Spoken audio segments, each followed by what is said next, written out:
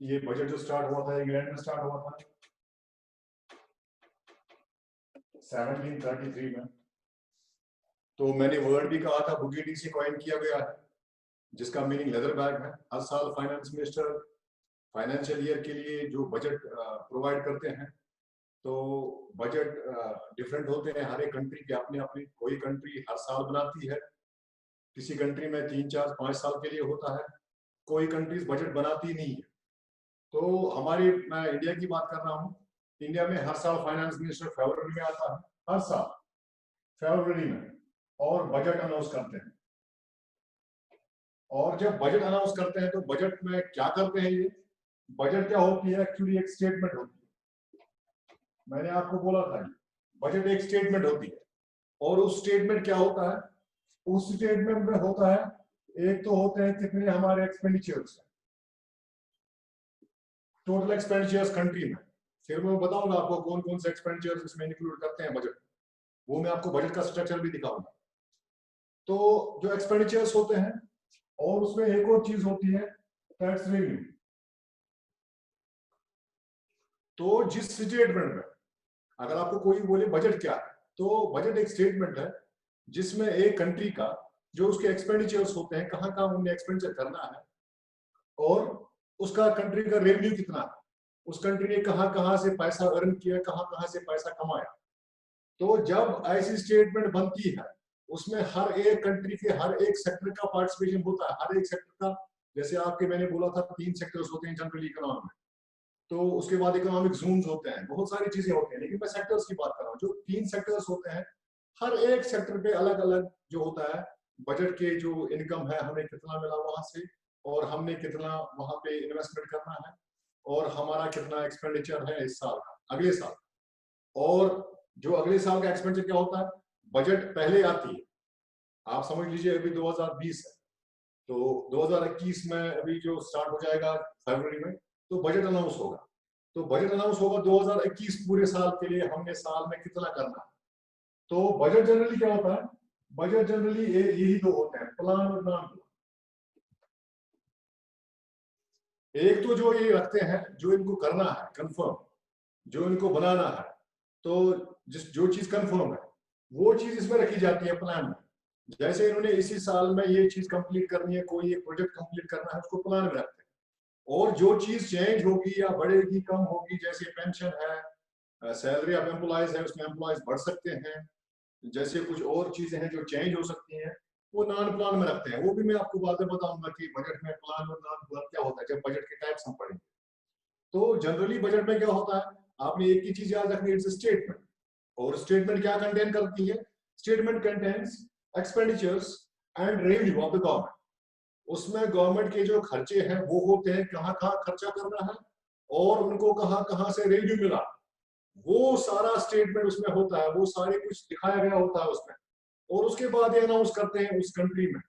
तो उसमें हर एक चीज में वेरिएशन होती है, और गवर्नमेंट के खर्चे कहाँ कहाँ करने हैं, कहाँ कहाँ कम करना है, कहाँ ज्यादा करना है, और कौन से रेवेन्यू के सोर्सेस हमने बढ़ाने हैं, और कहाँ कहाँ से हम रेवेन्यू कलेक्ट करेंगे, और कौन सा रेवेन्यू हम कम करेंगे, किसमें से हम कम लोगों से वसूल करेंगे, कहाँ से हम कम अर्न करेंगे। तो ये सारी जो स्टेटमेंट होती है, इसको हम बजट बोलते हैं, बजट स्टेटमेंट।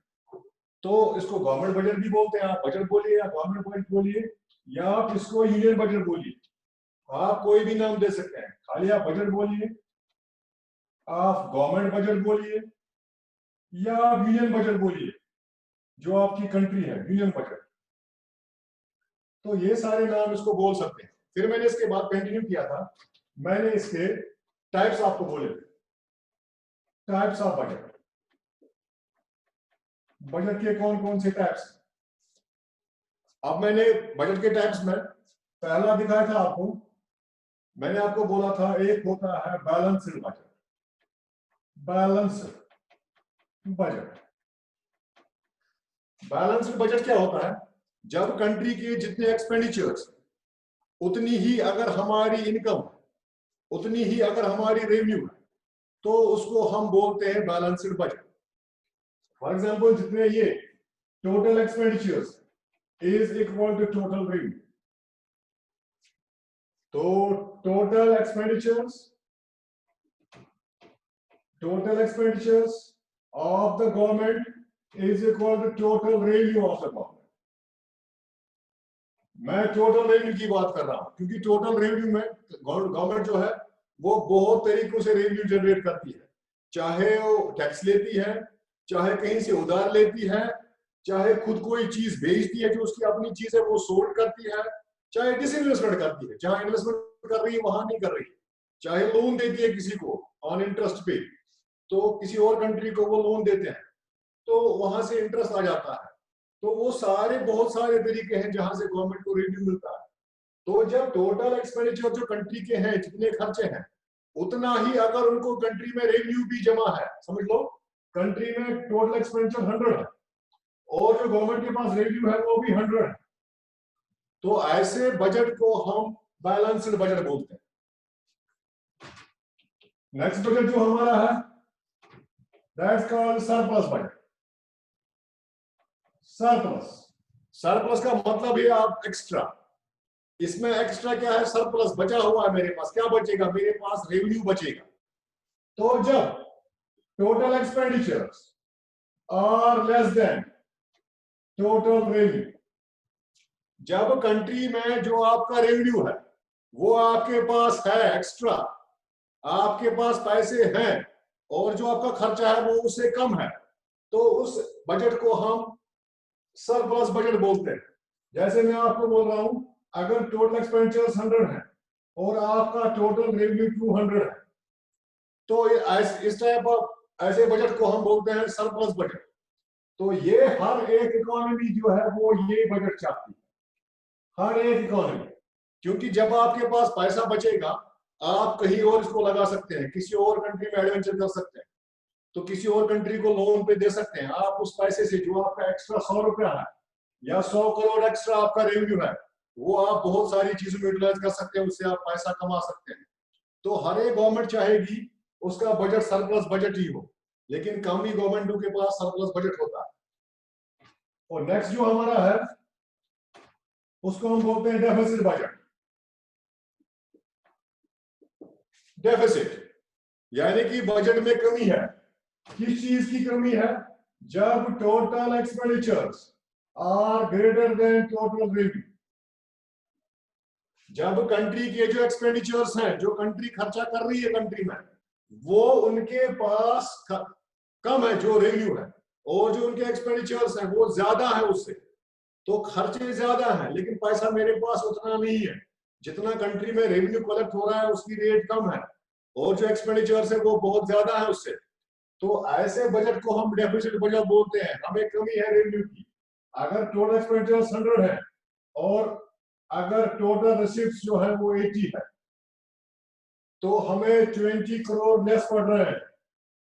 जब ये 20 करोड़ या 20 जो भी है 20,000 करोड़ जो भी जितना पैसा है ये अगर ये कम पड़ रहा है, ये कहीं से गवर्नमेंट को अरेंज करना है। अब ये कौन करेगा, ये जो मैंने आपको परसों तीसरा पार्ट बोला था दैट्स फाइनेंशियल एडमिनिस्ट्रेशन, जो कंट्री की फाइनेंशियल एडमिनिस्ट्रेशन है उसी को ये कहीं से लाना है।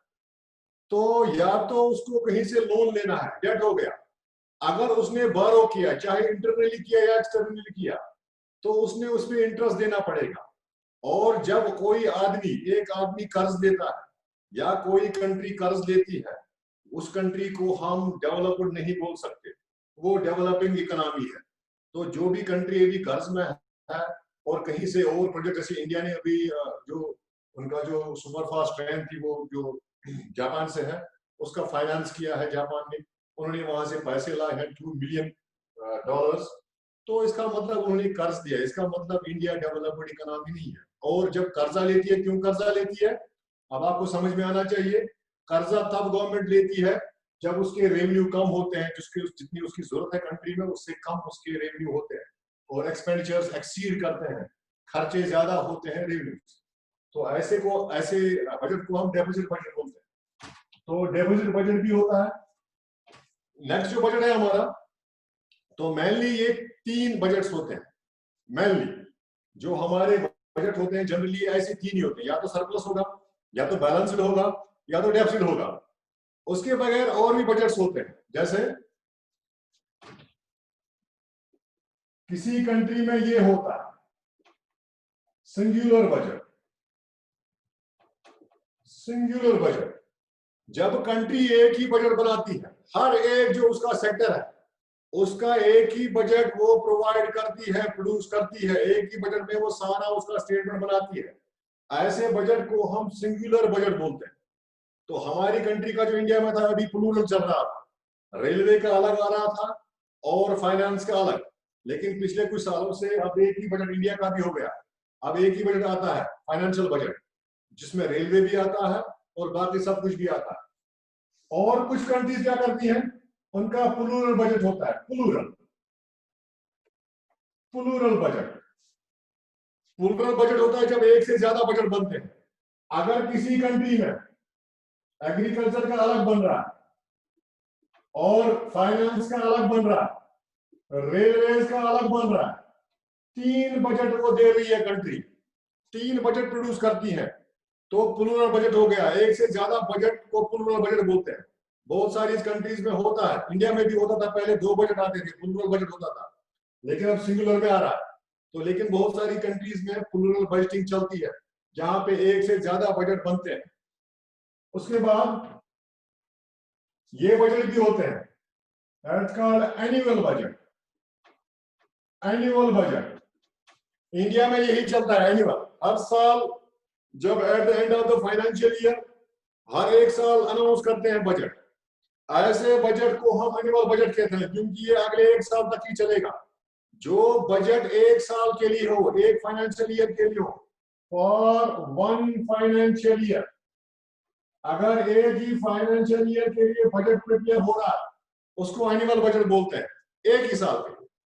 और एक होता है 5 ईयर बजट, और कहीं पे मनी ईयर बजट भी होता है, 5 इयर्स बजट। तो 5 इयर्स बजट क्या होता है, या उसको बोल सकते हैं हम long term budget. Long term budget कहीं कहीं किसी कंट्री में 2 साल के लिए, किसी कंट्री में 5 साल के लिए, ये वेरी होता है। मैंने भी आपको बोला कुछ कंट्रीज तो बनाती नहीं है, तो वेरी होता है ये बजट। किसी कंट्री में अगर 1 साल से ज्यादा बजट बना रहे हैं तो उसको लॉन्ग टर्म बजट बोल सकते हैं, या उसको अगर 5 साल के लिए बनाते 5 ईयर बजट बोल सकते हैं। कुछ कंट्रीज 5 साल के लिए बनाती है। हमारे यहाँ जो प्लानिंग है इंडिया में, तो प्लानिंग हमारी 5 साल की होती है, 5 ईयर प्लान आपने पढ़े होंगे, first 5 year plan, second 5 year plan. तो ऐसे अगर बजट भी 5 साल के लिए बने तो 5 ईयर बजट हो गया। 1 साल के लिए बने तो एनुअल बजट, और अगर 10 साल के लिए बन रहा है तो लॉन्ग टर्म बजट भी हो गया वो। तो 2-3 साल से एक्स्ट्रा अगर कोई बजट बन रहा है तो उसको लॉन्ग टर्म बजट भी बोलते हैं। उसके बाद नेक्स्ट जो हमारा है, that's called departmental budget. Departmental budget ये भी एक बजट ही होता है। एक होता है हाउस बजट भी, होम बजट, जो आप और मैं बनाते हैं, वो भी एक बजट ही है। जैसे हमारे घर में सैलरी आती है हर महीने और हम कैलकुलेट करते हैं इस सैलरी का हम क्या करेंगे, तो हमने अपना बजट बना लिया, इस चीज पे एक्सपेंडिचर करेंगे, इस हमें इतना रेवेन्यू मिला, चाहे कोई सोर्स कहां से हो, हम सैलर थे या हमने कहीं और सोर्स से सर्विस दी थी, वहां पे हमने पैसा कमाया था, उसका हम देखेंगे हमारे पास कितना है, और जब खर्चा उसके साथ देखेंगे तो हमारा घर का बजट भी बन सकता है। तो ऐसे कुछ कंट्रीज में डिपार्टमेंटल बजट चलता है। डिपार्टमेंटल बजट क्या होता है, हर एक डिपार्टमेंट से पूछते हैं आपके एक्सपेंडिचर्स कितने हैं इस साल के, आपके एक्सपेंडिचर्स कितने हैं, और फिर उसके बाद ये गवर्नमेंट अपना रेवेन्यू देखती है। हर एक डिपार्टमेंट का अलग बजट आता है, तो ऐसे बजट को हम डिपार्टमेंटल बजट बोलते हैं।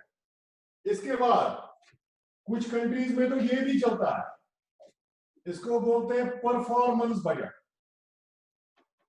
Performance budget, performance, as per performance. अगर किसी डिपार्टमेंट की अच्छी परफॉर्मेंस है उसको अच्छा बजट देंगे, अगर किसी डिपार्टमेंट की परफॉर्मेंस अच्छी नहीं है तो उस पर खर्चा भी हम ज्यादा नहीं करेंगे। और अगर गवर्नमेंट ऐसा बजट बना रही है तो उस बजट को हम परफॉर्मेंस बजट बोलते हैं। आपने देखा होगा हमारे कंट्री में एक सेक्टर है, दैट्स कॉल्ड बैंकिंग सेक्टर। इसमें ये चलता है, ये परफॉर्मेंस बजट चलता है।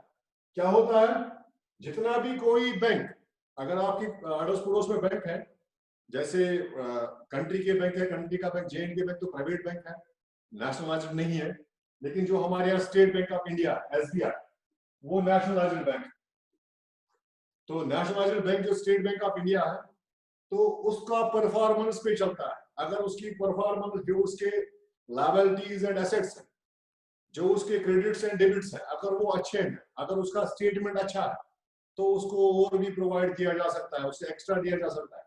जैसे एक कस्टमर होता है बैंक का, अगर उसका रिकॉर्ड अच्छा है बैंक में, तो उसको वो कुछ भी दे सकते हैं, कोई भी लोन दे सकते हैं। ऐसे ही SBI का भी हर साल परफॉर्मेंस चेक किया जाता है बैंक का, इसको RBI चेक करता है, और उसके बाद अगर इसकी परफॉर्मेंस अच्छी है, तो इसको जो जरूरत होगी, रिक्वायरमेंट होगी, वो मिलेगी। अगर अच्छी नहीं है, तो अच्छा बनाना है, तब जाके इसके सारे रिक्वायरमेंट्स पूरे होंगे, वरना रिक्वायरमेंट्स पूरे नहीं होंगे। तो ऐसे ही कोई कुछ कंट्रीज का बजट क्या बनाती है, वो एज पर परफॉर्मेंस बजट बनाती है। अब एक और बजट है, इसको बोलते हैं जीरो बजट। जीरो बजट बोलिए आप, या इसको आप जीरो बजटिंग बोलिए।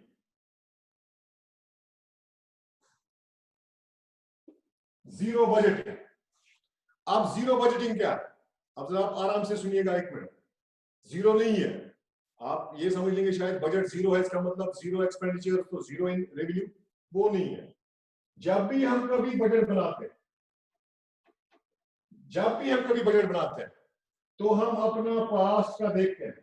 अगर 2019 का बजट है और 2020 का, 2019 में हमने क्या किया था, कितना रेवेन्यू हमने कलेक्ट किया था, उसको कंसल्ट करते हैं।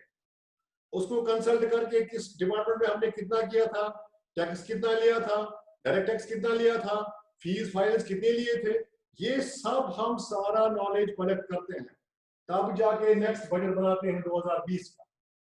तो जब हम पास्ट रेफरेंस लेते हैं बजट बनाने के लिए, वो नॉर्मल बजट होता है, क्योंकि जो भी कंट्री बजट बनाती है, वो पहले पास्ट रेफरेंस कंफर्म करती है, तब जाके बजट बनाती है। लेकिन जब कोई भी पास्ट रेफरेंस नहीं ली जाए, जब कोई पास्ट की बात नहीं की जाए, 2020 में हमने क्या किया वो आप छोड़िए, हमने उसके साथ कोई नहीं करना है। अगर हमने 2021 में 2020 का 2019 का कुछ भी नहीं सोचा, हमने उस दिन क्या किया था, हमने खुद ही नया बजट तैयार किया। यहां पे भी एक बार बना था, रहीम नासिर ने बजट बनाया था J&K, जीरो बजट। इंडिया में भी काफी बार जीरो बजटिंग हुई है, तो हमारे J&K में भी हुई है। तो क्या होता है इसका मतलब, विदाउट रेफरिंग पास्ट, पास्ट का हमने कुछ नहीं करना है, हमने कितना किया था पीछे, कितना किया था आगे, अगर उसको हम रेफर नहीं करें और उसके बाद हम बजट बनाएं, तो उस बजट को हम जीरो बजटिंग बोलते हैं।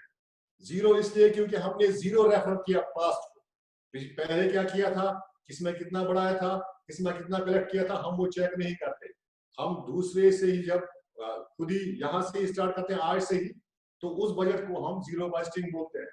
और इसमें क्या होता है, ये कब होता है, जब कभी अब नॉर्मल कंडीशंस होती है कंट्री में, जब नॉर्मल कंडीशंस नहीं होती है, जब हम रेवेन्यू रिसीप्ट्स का कैलकुलेशन नहीं लगा पाते हैं, जब हम एक्सपेंडिचर्स का पता नहीं लगा पाते हैं कंट्री में, तो उस टाइम हम खुद ही बजट तैयार करते हैं, और विदाउट रेफरिंग पास्ट उस बजट को हम जीरो बजट बोलते हैं।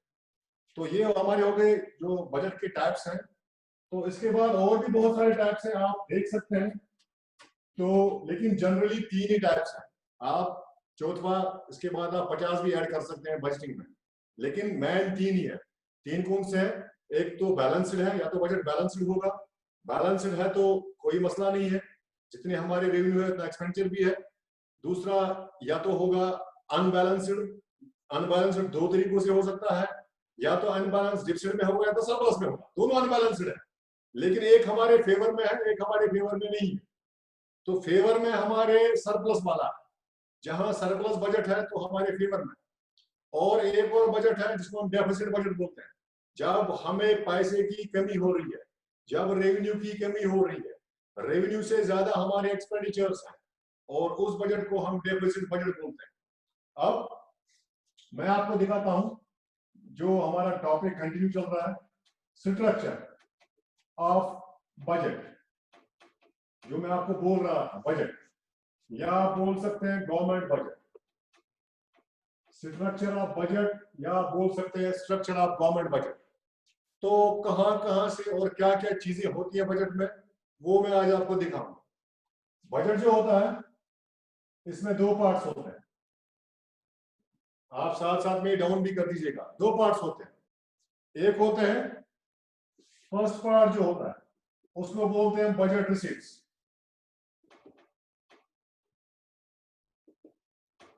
एक पार्ट होता है बजट रिसीट्स और एक पार्ट होता है बजट एक्सपेंडिचर्स।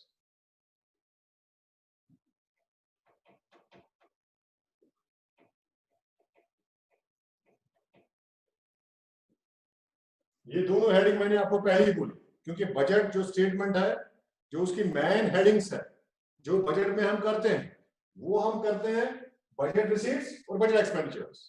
दो ही चीजें मेन है, लेकिन वो दो चीजें कहां से आती है, कहां कहां से दो चीजें बनती है, वो मैं आपको दिखा रहा हूं। तो इसमें एक होता है बजट रिसीट्स में दो होते हैं, इसमें आप फर्दर दो कीजिएगा। बजट रिसीट दो साइडों से आता है हमें, जो रिसीट्स होते हैं हमारे पास, जो रेवेन्यू हमारा गवर्नमेंट को आता है, वो कहां कहां से आता है। एक आता है रेवेन्यू रिसीट्स, एक आते हैं रेवेन्यू रिसीट्स, और एक आते हैं कैपिटल रिसीट्स।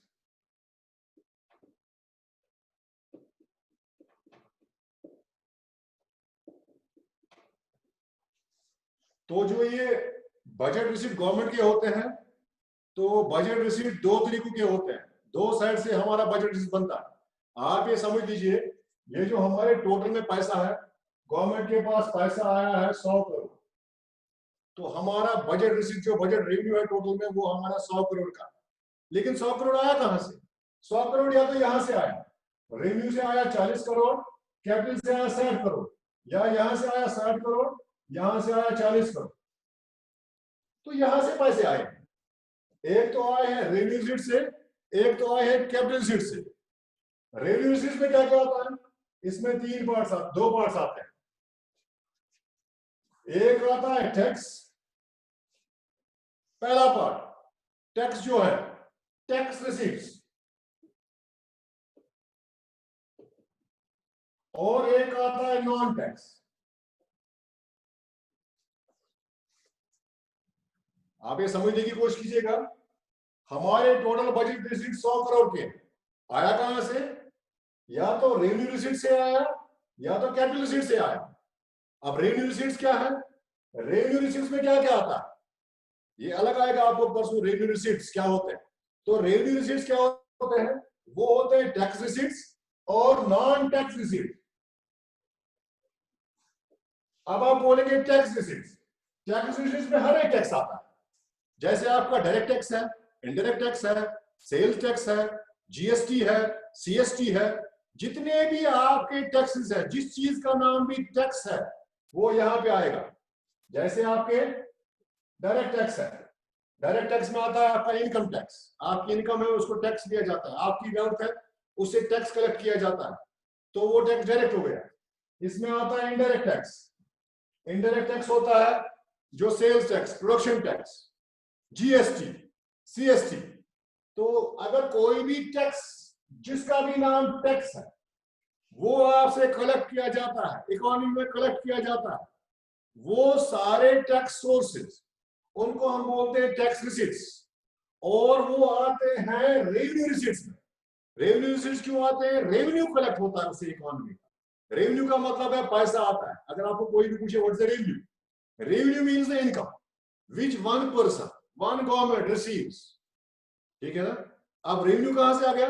रेवेन्यू तो पहले टैक्स से आएगा। सबसे बड़ा, मैंने लास्ट टाइम भी बोला था, जो गवर्नमेंट का सबसे बड़ा सोर्स है, जहां से गवर्नमेंट इकोनॉमी चलाती है, वो टैक्स सोर्स है।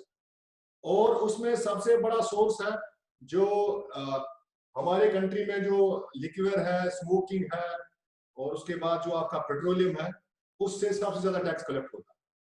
तो जो पेट्रोलियम है, जैसे गैस है, जैसे डीजल है, पेट्रोल है, उस पर सबसे ज्यादा कमाती है, और उसके बाद लिक्विड पे कमाती है, उसके बाद सिगरेट्स पे कमाती है। तो ये मेन चीजें हैं उसमें टैक्स में सबसे ज्यादा। अब तो जीएसटी सीएसटी भी हर एक आदमी पे लग गया, 9 18%, नाउ स्टेट का नाउ सेंटर का। और तो अब अभी गवर्नमेंट ने उस पर भी थोड़ा उल्टा कर दिया। पहले स्टेट को बोल रही थी जो 18% आ रहा है 9% आप रख लो, अब बोल रहे नहीं सारा हमें दे दो। तो ये सारे जो सोर्स होते हैं टैक्स सोर्सेज वो आते हैं रेवेन्यू रिसीट्स, गवर्नमेंट को रेवेन्यू रिसीट्स मिल गए। और नॉन टैक्स में क्या आता है, आप स्कूल में फीस भरते हैं तो ये नॉन टैक्स हो गया, लेकिन गवर्नमेंट को रेवेन्यू मिल गया तो रेवेन्यू रिसीट ही है। आप फाइन देते हैं, कोई अनलॉफुल एक्टिविटी करते हैं, जैसे कोर्ट में फाइन भरते हैं, आप कोई लैंड खरीदते हैं उसमें फीस भरनी पड़ती है, ट्रेजरी बाकी फी, आप कोई कुछ और करते हैं जिसमें फाइन फी जहां पे भी लगे। तो उसके बाद और भी सोर्सेस हैं, जैसे मैंने आपको लास्ट टाइम बोला था, अगर किसी कोई एक आदमी मर गया उसका कोई पीछे नहीं है, वो प्रॉपर्टी भी गवर्नमेंट की है। ऐसे ही अगर किसी और के पैसे हैं वो अकाउंट में है लेकिन उसका कोई वो नहीं है, जो सक्सेसर नहीं निकल रहा है, वो भी गवर्नमेंट के ही पैसे हैं। तो ऐसे बहुत सारे सोर्सेस हैं इकोनॉमी में, कंट्री में। ऐसे ही हर एक जगह से, जैसे स्टेट से पैसा कलेक्ट करते हैं, म्यूनिसिपैलिटी वाले पैसा कलेक्ट करते हैं, तो रिसीट्स लगते हैं, लोगों का बिजली का बिल है, वो सारा कुछ, ये सारा कुछ नॉन टैक्स रिसीट्स में आता है।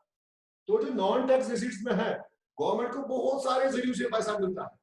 तो जो वो सारे पैसे आते हैं वो भी रेवेन्यू गवर्नमेंट का जनरेट करती है, उनको हम रेवेन्यू रिसीट्स बोलते हैं। तो आ गए 60 करोड़ गवर्नमेंट को, मैं एग्जाम्पल दे रहा हूं, लेकिन मैंने आपको बोला इसका पार्ट सबसे ज्यादा होता है, मैं इसको 70 रखता हूं, 70 करोड़, और जो कैपिटल रिसीट्स है उनको मैं 30 करोड़ रखता हूं। तो 70 करोड़ यहां से आ गए गवर्नमेंट को, चाहे उसने टैक्स कलेक्ट किया चाहे नॉन टैक्स सोर्स था। तो दो सोर्स से ये होता है रेवेन्यू रिसीट्स। उसके बाद हमारे कैपिटल रिसीट्स होते हैं। कैपिटल रिसीट्स में 3 होते हैं, इसमें 3 पार्ट होते हैं कैपिटल रिसीट्स। 3 तरीकों से कैपिटल रिसीट बनता है, 3 चीजों से। पहला होता है रिकवरी फ्रॉम लोन्स,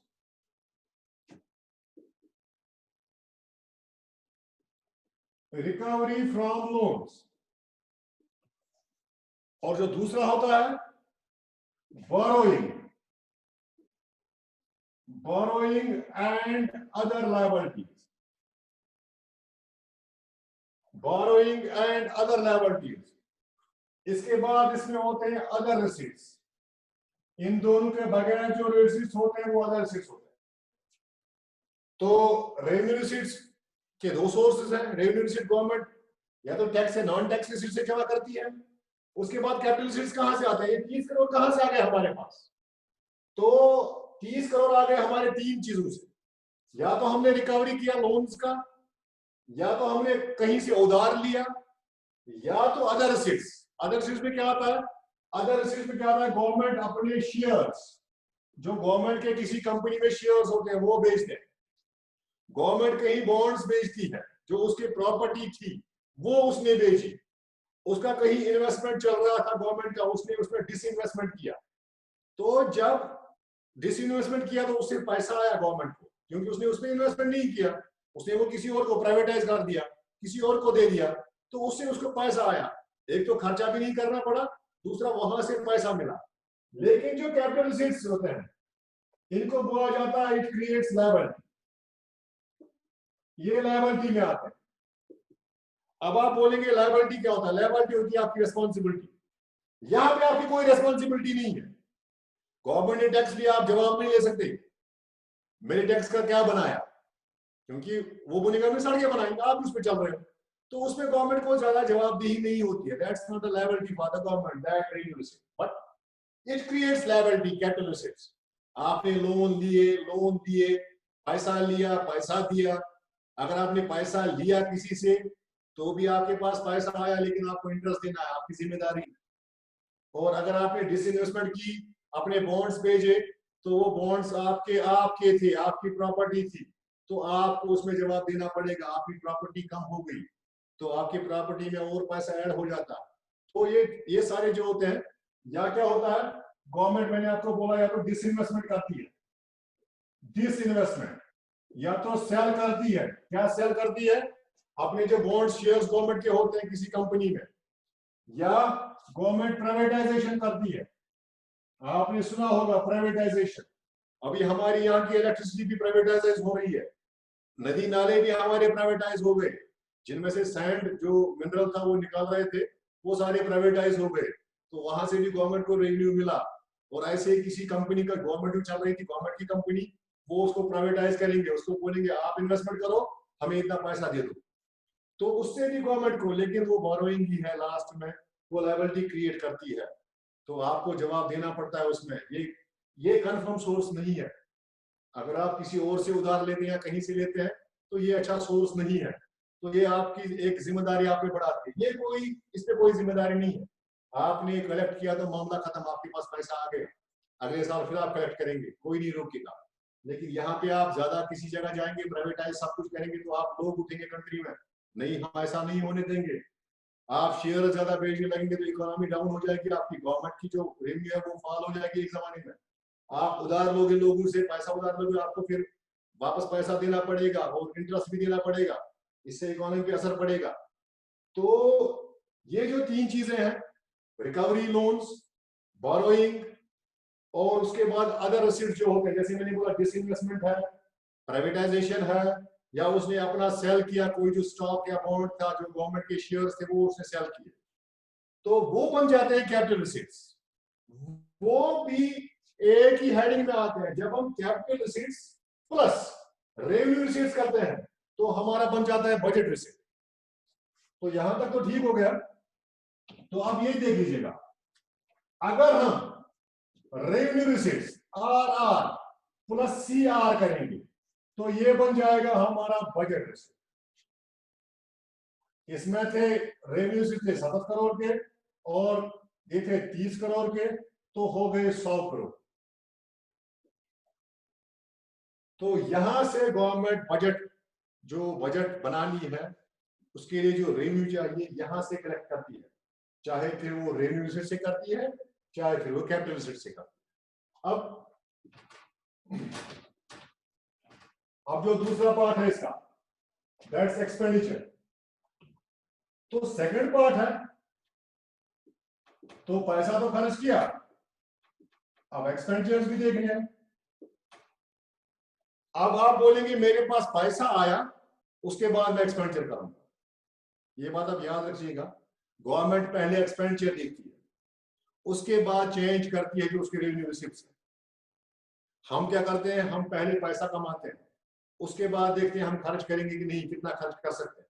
लेकिन गवर्नमेंट पहले अपना एक्सपेंडिचर देखती है, अगर उसका एक्सपेंडिचर 100 करोड़ है और उसको रेवेन्यू भी उतना बनाना है, तो उसके लिए रेवेन्यू रिसिप्ट चेंज करने हैं, टैक्स चेंज करना है, बोरोइंग चेंज करनी है, डिसइन्वेस्टमेंट करनी है, अदर सोर्सेज लगाने हैं, नॉन टैक्स सोर्सेज में इंप्रूवमेंट करनी है।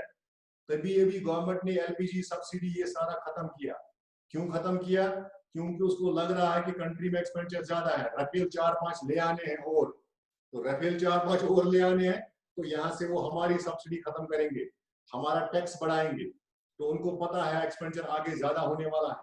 तो गवर्नमेंट पहले क्या करेगी, 2021 जब आने वाला होगा वो पहले अपने एक्सपेंडिचर्स देखेगी, अगर उसके एक्सपेंडिचर 200 करोड़ है तो उसके बाद उसका रेवेन्यू 40 करोड़ ही है एक्चुअल, तो उसको 200 करोड़ बनाना है, उसको 200 करोड़ कहां से बनाएगा? दो ही हेडिंग से बना सकता है, वो होता है रेवेन्यू रिसीट से बना सकता है, या तो फिर कैपिटल रिसीट से बना सकता है, या तो उसमें चेंज करेगा बढ़ाएगा, या तो इधर से बढ़ाएगा तब जाके बराबर करेगा, ये आपको समझने वाली चीज है। तो गवर्नमेंट पहले अपना एक्सपेंडिचर देखती है, उसके बाद रेवेन्यू जनरेट करती है। हम पहले कमाते हैं उसके बाद खर्च करते हैं, लेकिन गवर्नमेंट का रिवर्स है। तो अगर वो हमारी तरह करने लगे तो हर साल कम पड़ेगा, तो वो पहले देखते हैं कहां कहां से हमने जनरेट करना है ताकि जो हमारे एक्सपेंडिचर्स हैं वो फुलफिल हो जाए। तो अब गवर्नमेंट के पास रेवेन्यू आ गया, मैंने कहा गवर्नमेंट को आ गया 100 करोड़ का रेवेन्यू, 70 + 30, अब उसको एक्सपेंडिचर्स करने हैं। उसमें भी एक्सपेंडिचर्स में भी दो टाइप के होते हैं, जनरली दो जो बजट एक्सपेंडिचर होता है, एक होता है रेवेन्यू एक्सपेंडिचर, एक होता है रेवेन्यू एक्सपेंडिचर, यहां पे उसको खर्च करना है, एक होता है कैपिटल एक्सपेंडिचर।